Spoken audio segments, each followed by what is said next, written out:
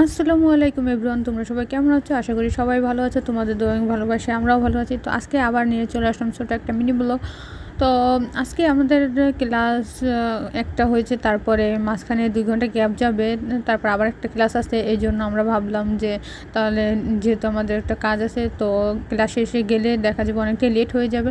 আবার যেহেতু বাসায় গিয়ে রান্নাবান্না করতে হবে, খাওয়া দাওয়া আছে, তো এই জন্য ভাবলাম যে যেহেতু 2 ঘন্টা গ্যাপ আছে, এই 2 ঘন্টা আমরা যেয়ে তারপর আসতে পারবো।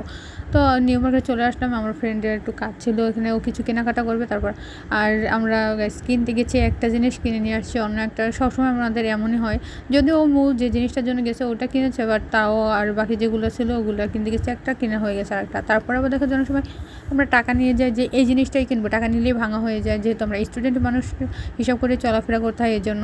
কিন্তু তারপরে দেখা যায় যে সেই আরেকটা ফ্রেন্ডের কাছ থেকে টাকা নিয়ে তারপর আমরা জিনিসটা পছন্দ হয় ওটা নিয়ে যাই।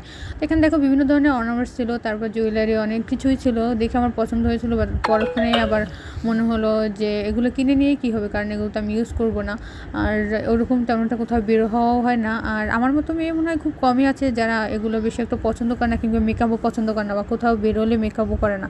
আমি কোথাও গেলে মেকআপ করি না, কারণ আমার ন্যাচারাল থাকতেই ভালো লাগে, আর মেকআপ আমার ভালো লাগে না। যাই হোক, তো তারপরে সবার পছন্দ তো আর এক না। তো তারপর আমরা যেতে অনেকটা পথে চলে আসি। এখানে দেখা যাচ্ছে যে আমরা এমন টাইমে আসছি যে মার্কেটগুলো ভালোভাবে খোলাও হয়নি বা খুলিনি, সবাই প্রস্তুতি নিচ্ছে খোলার জন্য।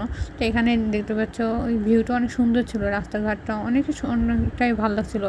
এখানে আখের রস আমরা তো খেলে মাথা ঘুরাই, কিন্তু ওরা দুজন খেয়েছিল। আমি একজন একটু জোর করছে, এই জন্য একটু খেয়েছিলাম। তারপর আমার মানে অনেকটাই খারাপ লাগছিলো, আমি সহজে এই জন্য খাই না। তারপর এখানে আমরা চলে আসছিলাম, আমি একটা ফ্রাই প্যান কিনেছিলাম, আর আমার ফ্রেন্ড চা বানানোর জন্য একটা কিনেছিল, আর একটা ফ্রেন্ড গ্লাস কেনার জন্য গিয়েছিলো। তো তারপরে ওরা আরও জিনিসপত্র কিনে তারপর আমরা চলে আসি ব্যাগের দোকানে। এই ব্যাগটা কত টাকা হতে পারে অবশ্যই তোমরা আইডিয়া থাকলে জানাবে কমেন্টে।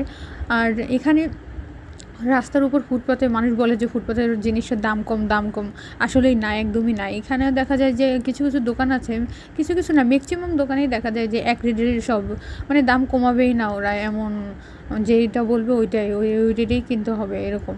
একদম বলে দিয়েছে, তো একটা জিনিস 1,000 টাকা বলে দিয়েছে, তো 1,000 টাকায় আর কমাবে না এমন। আর দ্বিতীয়বার গেলে তো ওটা আরও কমাবে না এরকম। তো তারপরে আমাদের কেনাকাটা হয়ে গেছে, তো আমরা আবার এখন গাড়িতে উঠে পড়েছি। তারপরে এখানে জ্যামও অনেকক্ষণ বসেছিলাম। তারপরে আমরা ঠিক টাইমে গিয়ে, মানে অনেক ক্লাস শুরু হওয়ার আগেই গিয়ে পৌঁছেছিলাম, কারণ এখানে আমাদের বেশি একটা টাইম লাগেনি, যায়নি।